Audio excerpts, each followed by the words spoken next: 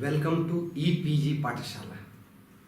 I am Professor Ganesha Somayaji from Goa University, now speaking to you on colonial encounter and education in India. Though the type of formal education which all of us are receiving now is the colonial legacy, we have to note that even before the entry of colonizers to India, there was an education system. However, the formal education rendering knowledge of literature and letters was hierarchical in nature. Only those who were privileged had access to education in pre-colonial India. Therefore, colonial encounter with education is more relevant for us today. The egalitarian education system which we are now having is the product of colonial encounter. Colonial masters entered India in the year 1498 when Vasco da Gama landed in the seashore of Kozhikode or Calicut. After the Portuguese, the British came, the French came, and the Dutch came to India.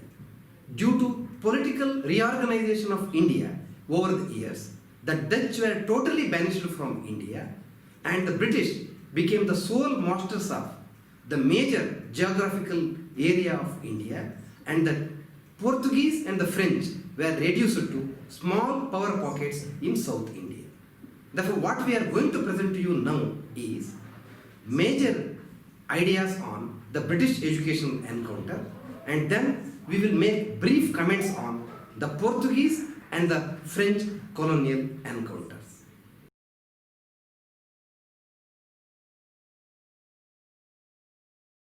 Let us start with British colonial encounter and education. In order to understand the influence of British colonial rule on education, we should start with education in pre-British India.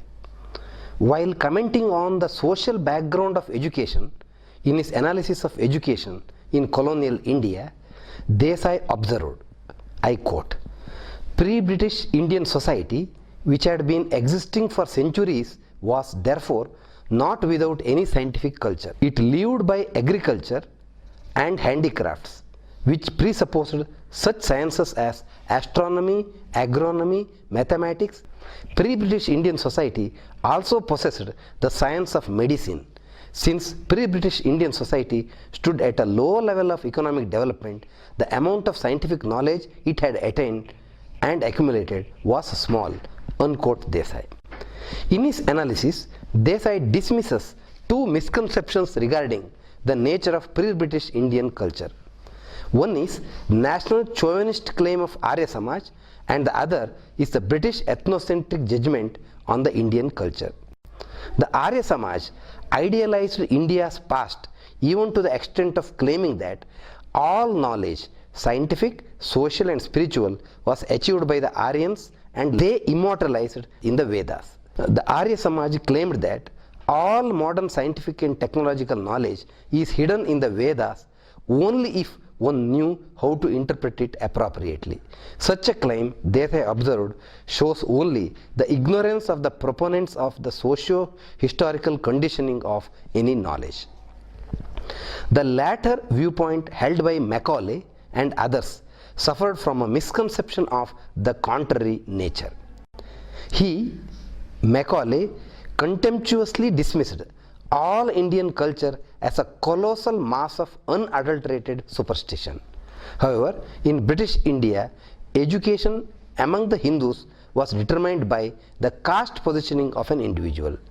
The Brahmins had the privilege of acquire both religious and secular knowledge. For the common people, there were vernacular schools which taught reading, writing and elementary mathematics. These schools also imparted religious education to the students. Even the contents and methods of learning in these schools were controlled by the Brahmins. Education among the Muslims in pre-British India, Desai observes, was not the monopoly of a section. This was due to the democratic character of Islam. Aim of education in pre-British India was not to develop a rationalist outlook among the pupils. The aim, on the contrary, was to make the pupils staunch Hindus or Muslims. In such a socio-historical condition, the introduction of modern education was an event of great historical significance for India. It was definitely a progressive act of the British rule. Introduction of modern education and the role of three agencies is our next concern.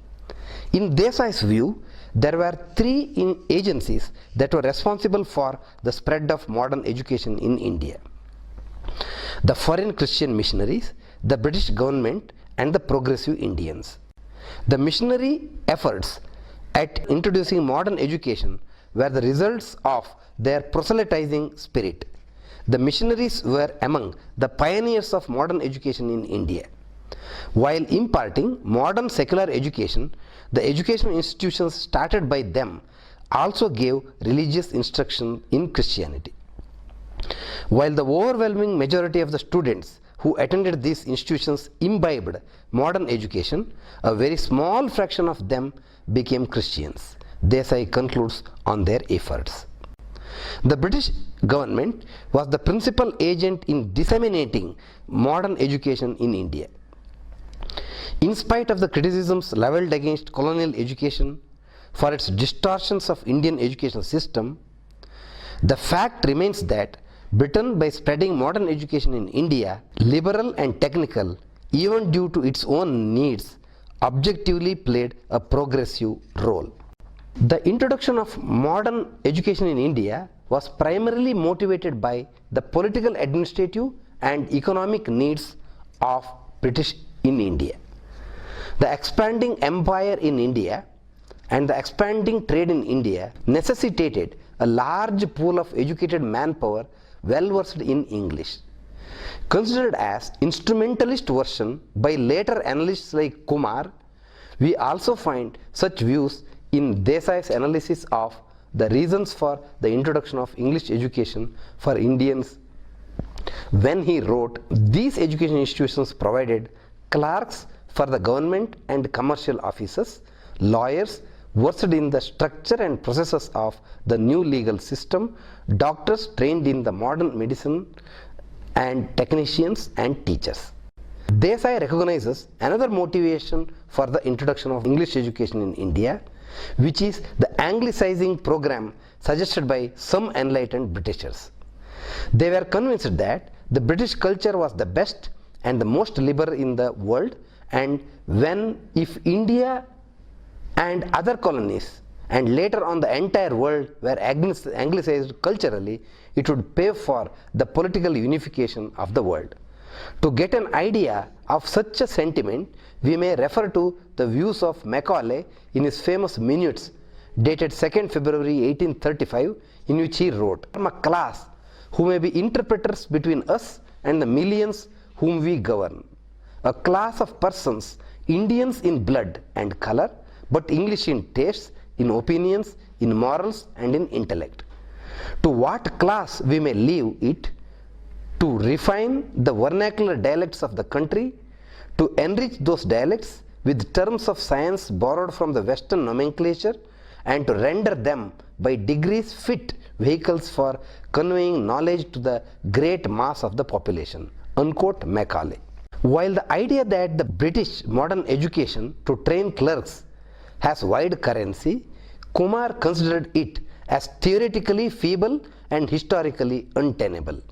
Its theoretical weakness lies in the fact that it does not help us to distinguish between the ideas underlying the education system and its practical purposes. A plain view of colonial education as a factory producing clerks is a purely instrumentalist viewpoint which cannot be supported by facts. Along with producing clerks, colonial education also produced nationalist leaders and many professionals and intellectuals. Even anti-colonial ideologies could develop among those who received colonial education. The intent and consequences of the introduction of modern education are more complex than they are presented so far. To understand the nature and role of education in colonial India, in the broader context of nationalism, a different model which can accommodate the contradictions that were inherent in the vision of colonial education as well as those that became manifest in its consequences are required. Desai's historical materialist views explain objective conditions that made the British introduce modern education in India. He concluded that the political and economic necessity of British capitalism in India, together with an almost fanatical belief in the role of Britain as the messiah to civilize and unify the whole world, prompted the introduction of modern education in India. The third agency responsible for the spreading of modern education in India was the Indians themselves. Raja Ram Mohan Roy was the pioneer who advocated the progress of modern education in India.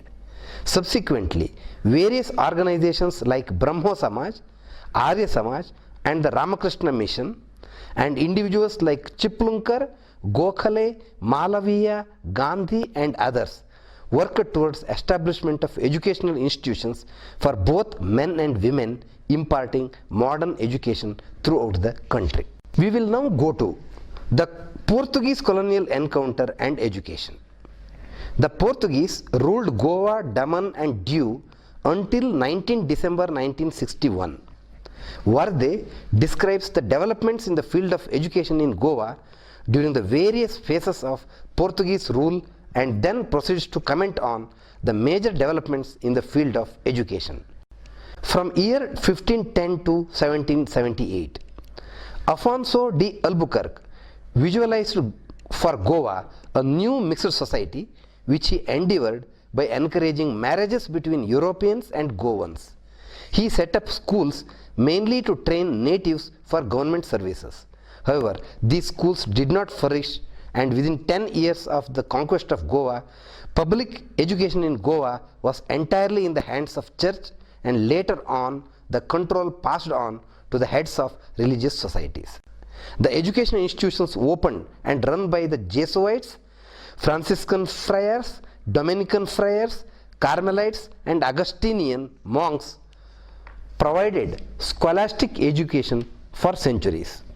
When European society has already moving from medieval scholastic educational experiences to modern scientific and rational education, education in Goa was still scholastic. Lamenting on this educational scenario, Menezes Braganza wrote, quote, "More than 2 centuries witnessed the brain paralyzing influence of these institutions on the people of this territory." Concluding his analysis of the development of education during this phase in Goa, Varde wrote that the education institutions run by the Portuguese religious orders continued to impart medieval scholastic education. The medium of instruction was not in the mother tongue. Year 1778 to year 1868. This language situation changed when Marquis de Pombal, the first subject, should dwell on the languages of the place where we have churches and missions, decreed Marquis de Pombal while setting up the colleges of natives. In 1772, Marquis de Pombal, attempting to overhaul the education of Goa, created 2 posts of teachers of reading and writing in Goa. This was the forerunner of a government primary education, or the public schools, as primary education till then was carried on in parochial schools.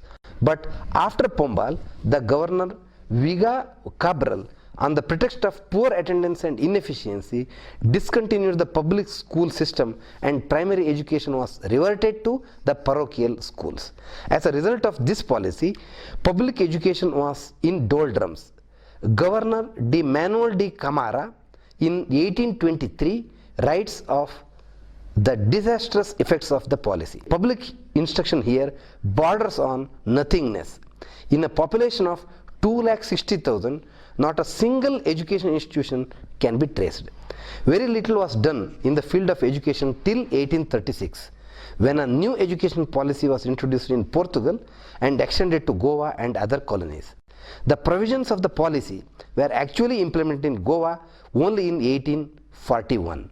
A primary school was set up in each village, thereby minimizing the importance of parish schools. Parish schools could function only in areas where there were no government schools. Consequently, the number of parish schools was reduced from 49 to 25 for the old conquests in Goa, that is the areas conquered by the Portuguese in the earlier years of their rule.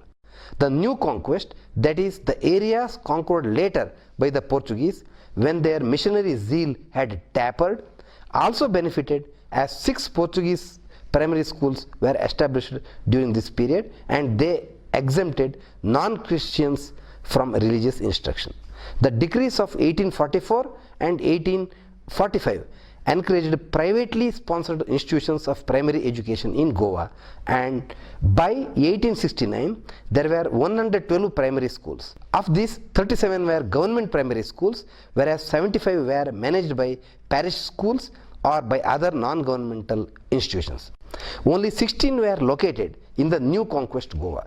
The total enrollment in these schools was a meager 6,124 in a population of 3,85,000.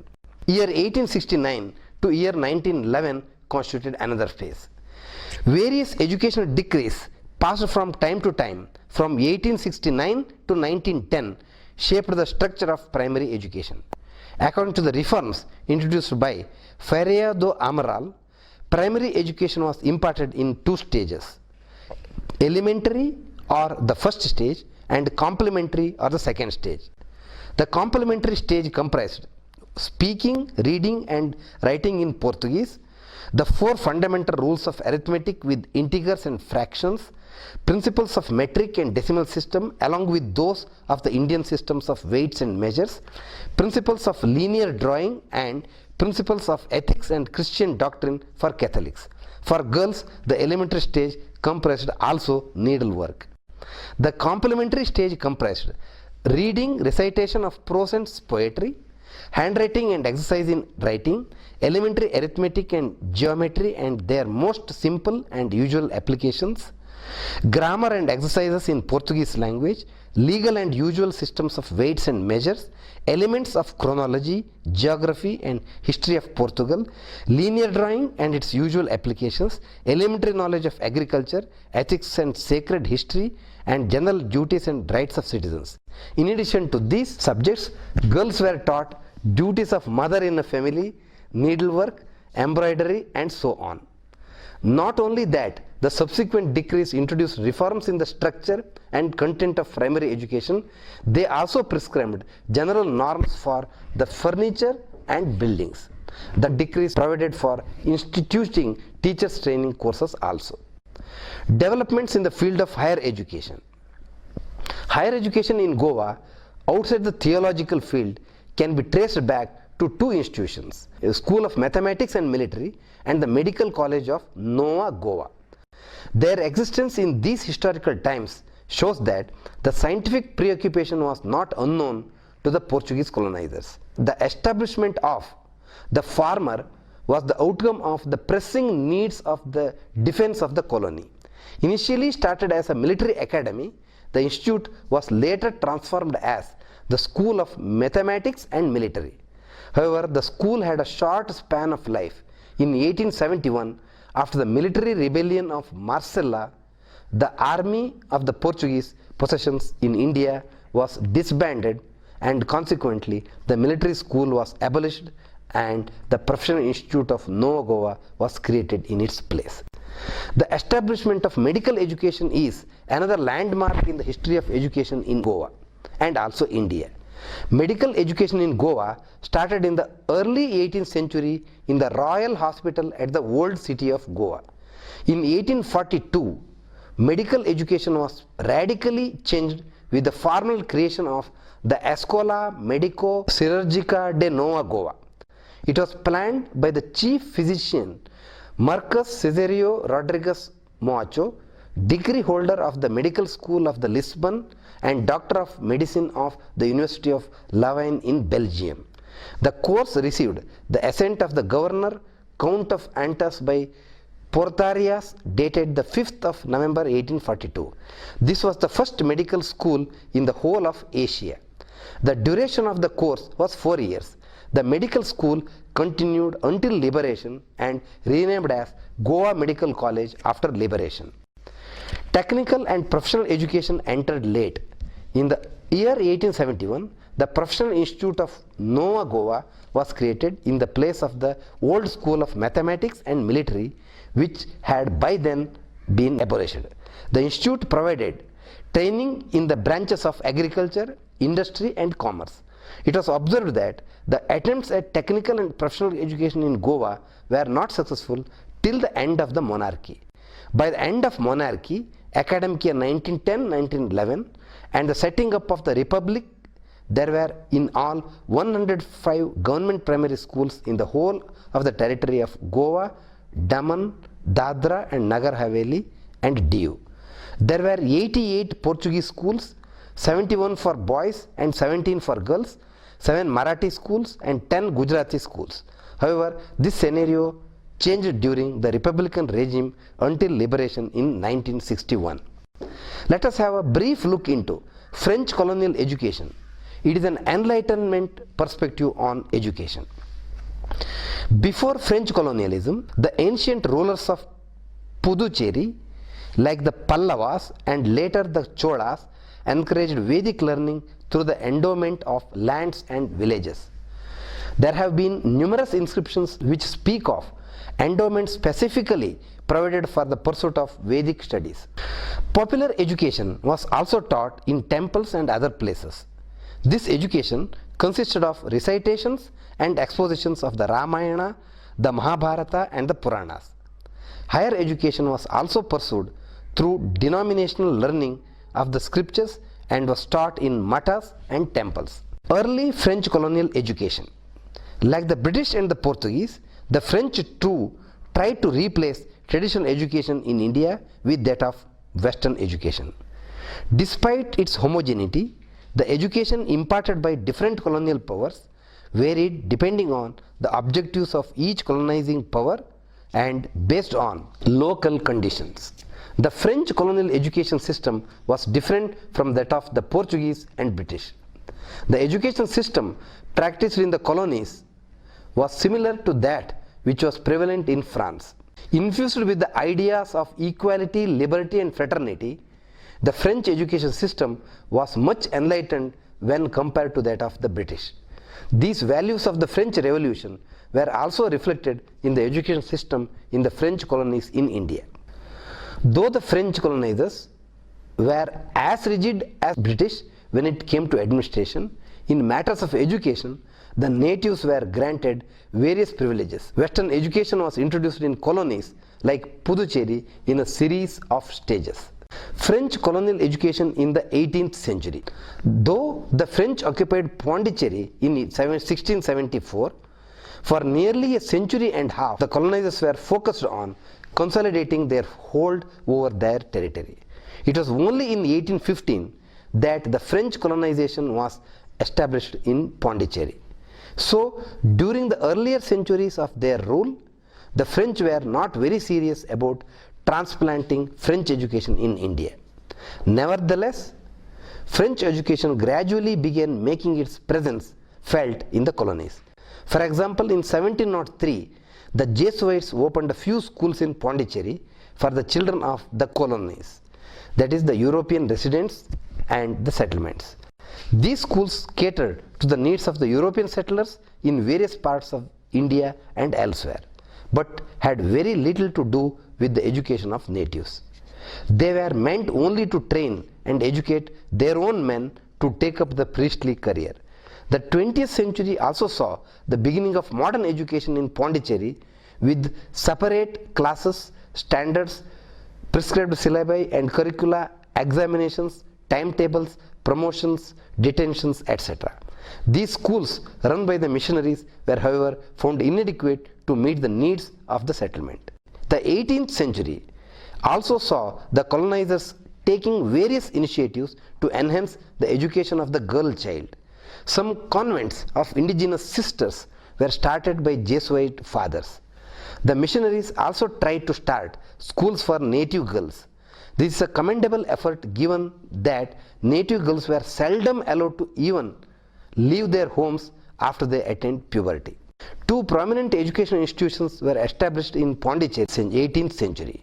One was the Seminary Pandral of Virampattinam, established in 1771 by Pingodo de Behane. The seminary was well known for its quality education even outside of the French colonies. Among those who took admission in this institute were Europeans, Chinese as well as Annamites. Those Indians who were hesitant to enroll in the institutions run by the missionaries on account of caste and religious considerations sought admission in College Malabar. Institutions of higher education developed in the 19th century in Pondicherry. As seen in the preceding paragraphs, though the French were yet to consolidate their hold over their Indian territories in the 18th century, they began introducing Western education in the colonies. Their focus on education intensified after French hold over India stabilized in 1815. While the initial phase of educational reform was largely the responsibility of the missionaries, in course of time there was a move towards secularization and laicization.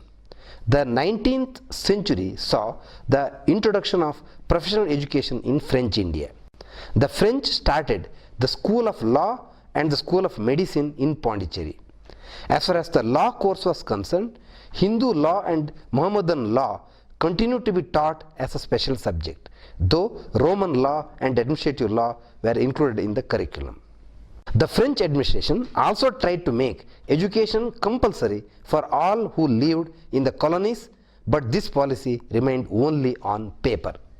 One of the most remarkable schools set up by the French was the Lycée des Filles de Pondicherry.